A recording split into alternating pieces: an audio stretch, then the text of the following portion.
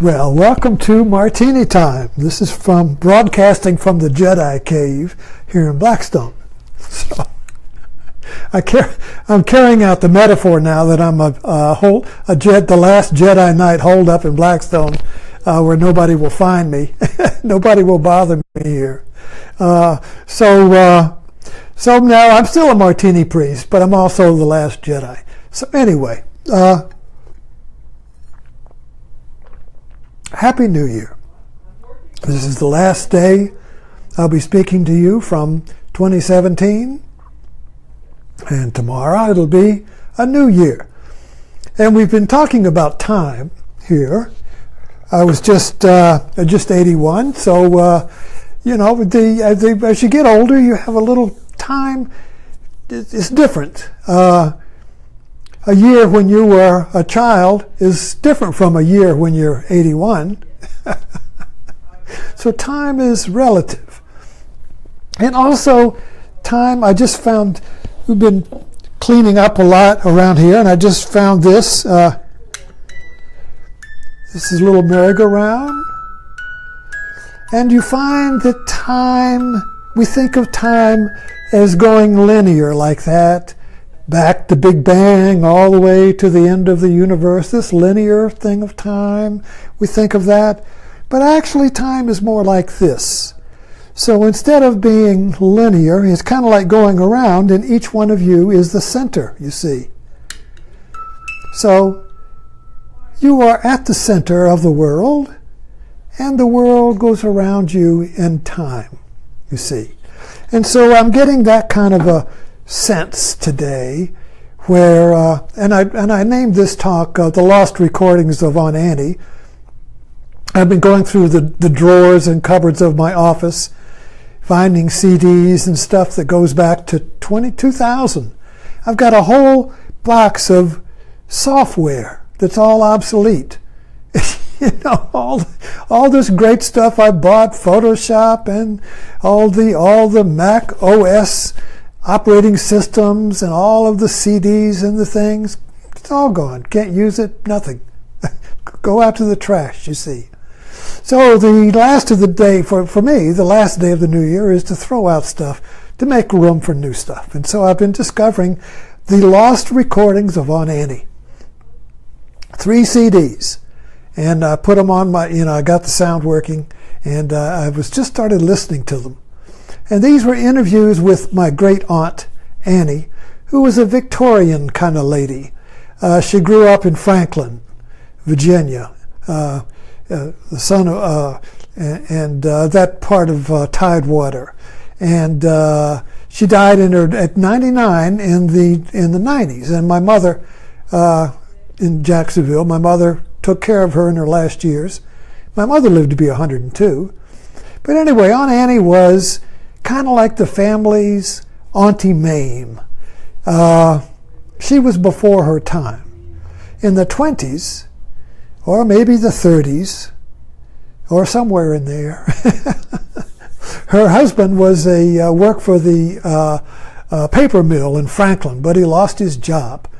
They got transferred to Philadelphia, and they were working in Philadelphia. He was working for the paper company.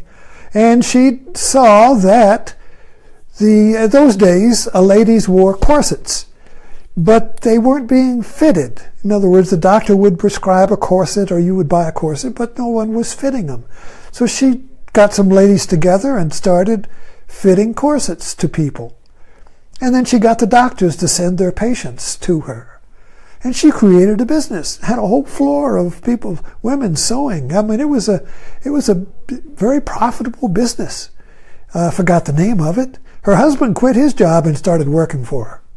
And so when she finally sold the business, she had capital, money. And she went around helping her family. She bought some big rental boarding houses for her mother and her sister in Norfolk. And my mother grew up there, and she bought my uncle, Tommy, when he got out of the Air Force, World War II in Tampa. He was a struggling photographer, and just working his butt off for somebody. And so Annie lent him the money to build Tommy Ewer Photography Studio, the first photography studio built for photography in Tampa. So Tommy immediately became the premier photographer in Tampa. And as a consequence, I have 500 martini glasses. And I'm a martini priest, you see. So anyway, on Annie's, I'm listening to this interview that somebody, I don't know who, taped Annie talking about her family, and when her grandmother was in the her grandmother's sons were in the Civil War, and all of these stories that go so far back in time. And I grew up in my family. It was really a matriarchal family. I mean, Aunt Annie was a matriarch.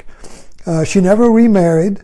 And like I said, she was a Victorian kind of lady, and but she took care of people, and she always made money.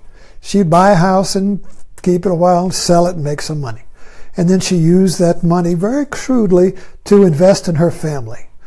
And so everyone in my family had benefited from Annie, from our Auntie May, and She was in a large family, I think 9 children. People had big families back in those days. And one story, and she moved around, she would visit, and so she bought she tried to live with my parents when he retired from the Navy. They jointly bought a house at St. Petersburg, the beach. And that didn't last long because both my father and Annie were strong-willed, and they just clashed like crazy. So anyway, that ended. And I remember she had a sister named Mabel who she was taking care of. Annie took care of you. Sometimes she took care of you too much. And so we went to see Mabel. She lived in an apartment. It was very hot in there. And Mabel had her little bitty voice. It was really like, couldn't her, and she was in a wheelchair, and Annie was running around fixing up. And Mabel said, come here, And so we listened up, and so we heard teeny bitty voice. See, Annie was deaf. So, and Mabel says in her little teeny voice, I'm so hot in here I could die. Because Annie couldn't hear that, so she kept turning the heat up. So it was kind of like that. Annie would cook you to death with her care. So anyway, we're looking at time, and here I look at my life and my family, all gone now. Mother's gone, uncle's gone, father, all of them gone, and all the stories. And so my kids, they don't probably, I guess they never met Annie. I don't know if they did or not, but anyway, this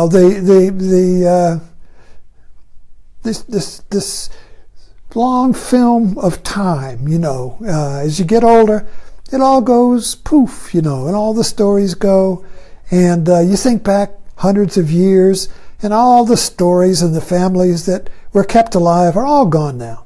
So it's kind of like we come into this world and we create a world and we live in it kind of like this, you see. And it goes around and around and around, you see. And then the music stops one day.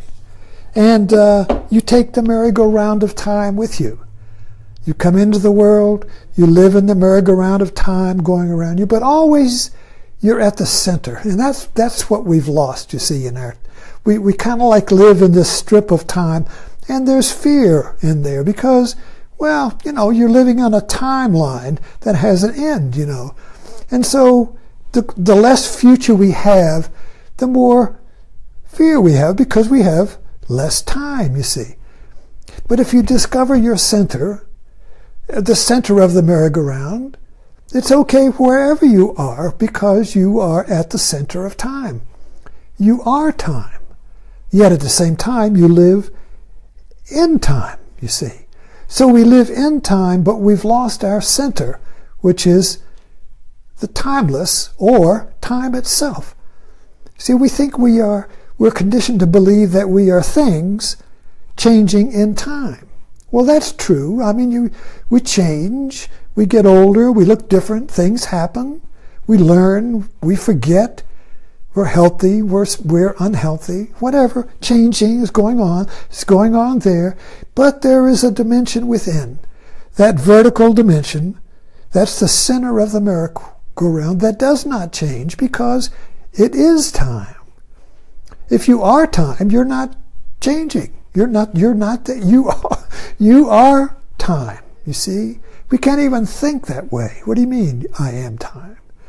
But that is a radical revolutionary shift in our identity when we activate that timeless vertical center around which the measured time goes. You see, we measure time like this has been a year. Now we've got another year. It's like a ruler, you see. How many years, you see? It's all like that, you see. And that's valuable for making stuff and catching a bus. But if you live in that, you're going to be anxious, fearful, negative, worried, stressed, and everything. So I encourage you this year to find the center of your merry-go-round. It's there, and when you can touch on it, you're free.